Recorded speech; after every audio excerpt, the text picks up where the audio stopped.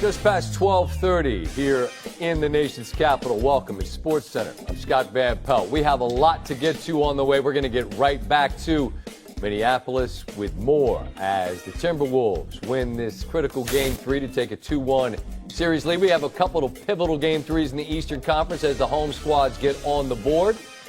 And Shedeur Sanders continuing to wait to hear his name called in the NFL draft. Field Yates will join us to break down what went on in the rounds 2 and 3.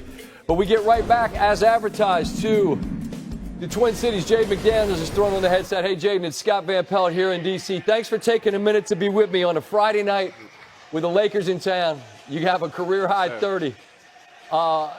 Anthony was just talking about playing with joy and a smile on his face. You're all business all the time, man. How does that approach work so well for you to focus on doing your job? I feel like it helps me a lot, just knowing I got to come out, compete, and guard the best player. And, I mean, there's no more fun than just going out and competing against the Lakers and just coming out with a win. So you were tremendous tonight in the paint. 24 of your 30 came there, and you guys had a massive advantage. And we saw some of those stats in Game 1 as well. How much of a point of emphasis, Jaden, is it that you guys might be able to bully him a bit there in the paint? Just staying relentless. I mean, they don't have no shot blockers or rim protectors in the game most of the time, so just knowing I could get to my spots. And I said last game, like, Jackson Hayes or their centers ain't in, I'm one of the tallest out there. So just continuing to be relentless and getting on the glass and finishing the layups and stuff. We just heard from Anthony with Lisa Salters, and how do you describe what that guy did in the closing minutes? We know he's a killer. Last year, Jaden, he joined me after a playoff game. He said, I'm just trying to kill anything in front of me. Well, he put this one to bed. What's it like when he gets that look in his eye? I mean, we all know the talent he is a killer, and, man, I just love watching him when he get hot like that. Like, at some point in the game, I know he's going to come alive, and when he comes alive, he's hard to stop, and you can see that tonight. So just thankful for having him on our team and him being a great player and the work he put in. So, no doubt. Now, on the other side of it, you're 24 years old. You have a career high tonight, and we celebrate that. I just am looking at the perspective you can give me on a man who's 40 years old, hanging the most points we've ever seen a guy that age hang. And when he starts looking down at the ground and making threes, it gets kind of spooky. What's it like to be on the floor with an all-time great when he starts cooking like that? I mean, it's amazing to watch.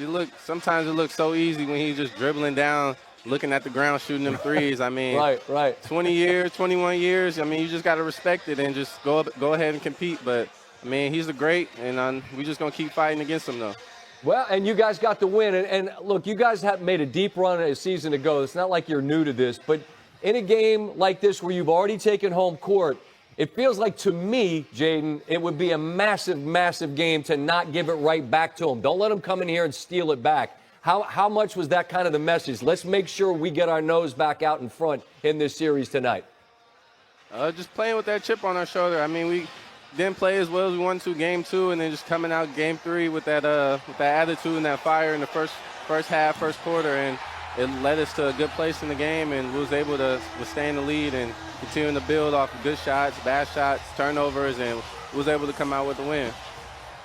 Well, listen, you're a serious young man, and you're all about the business. I hope you're smiling inside. Yes, you certainly should be. You were tremendous tonight, sure, Jaden. Congratulations on the victory and continued success the rest of the way. I appreciate you. Yeah, appreciate you having me. Thank you. Enjoy your night. All right, you as well. Thank you.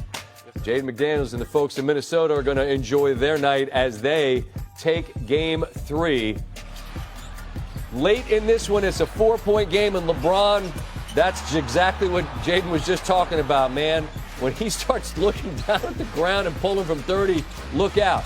He hits that 3, and it's a 1-point game. Now down 2, Luka is battling a stomach bug, ties things up, and now it's Ant's turn. Step back, all 3 of these. The lead is 3, and it's all Ant here, attacking basically everybody in a yellow jersey. Gets to the rim, bucket good. Again, it's Edwards, and again, it's a 3, and the lead has now grown to 10, from a tie game to a 10-point lead. And I mentioned all those paint points for McDaniels. He puts the finishing touches on it with a corner 3 from who else? Edwards. And see, the odds to win the series have changed pretty drastically The Lakers were a significant favorite on their home floor heading into Game 1. They took a lead in the eyes of Vegas after winning Game 2, but now it is the Timberwolves who are significant favorites in this one as they grab the victory on their home floor. Some more context on the win tonight. The Timberwolves grab a 2-1 lead in the best-of-7 series for the 5th time in the history of the franchise. They won each of the last 3 in this spot. The lone series loss came against the Lakers, but it was in 2003. That might as well have been 1,000 years ago. Speaking of the Lakers, they've won 7 of 7. They've won 7 best-of-7 series, I should say, when they trailed 2-1. That's the 3rd most all time. Last time LA came back from down 2-1, that famous Derek Fisher buzzer beater against San Antonio. The win also extends the home winning streak for the Wolves to 6, the longest since the end of 23. The Lakers have now dropped 8 consecutive playoff games on the road, which ties the 2nd longest streak in team history. My man, Kendrick Perkins, joins me on a Friday night to talk a little Lakers Timberwolves. I want to start in the paint where you did all your heavy lifting back in the day, right? Both on defense and on offense. Minnesota had more than a 2-1 advantage in points in the paint, Perk. I asked Jayden about a point of emphasis. He said it straight up. They don't have any rim protectors. We're going to attack. I don't see how LA fixes this moving forward. And that needs to be their recipe, Scott. They need to go out there and they need to attack and they need to make sure that they own the paint. Tonight they did that, right? Get on the glass, and I thought Julius Randle, Jaden McDaniels, they set the tone early, and then all of a sudden we saw Anthony Edwards start getting downhill, and the spacing was right. That was key as well. But when they catch and go, they're so hard to guard. And so when I look at how they got this win, they started playing inside out. And then the threes, they started making those down the stretch, especially Anthony Edwards. But when they're attacking and playing with pace and owning the paint against a Lakers team that is trying to go small, the advantage favors the Minnesota Timberwolves. Yeah, Perk, I saw you rip your ear out. I didn't know how I could yell. I'm going to give you a minute to get your ear in. Can you hear me? You got me? I can hear you, Scott. Okay. I just want to make sure. One second. Oh, hold on. Take your time. It's fine. Y'all talk amongst yourselves. We'll let Perk get his ear in.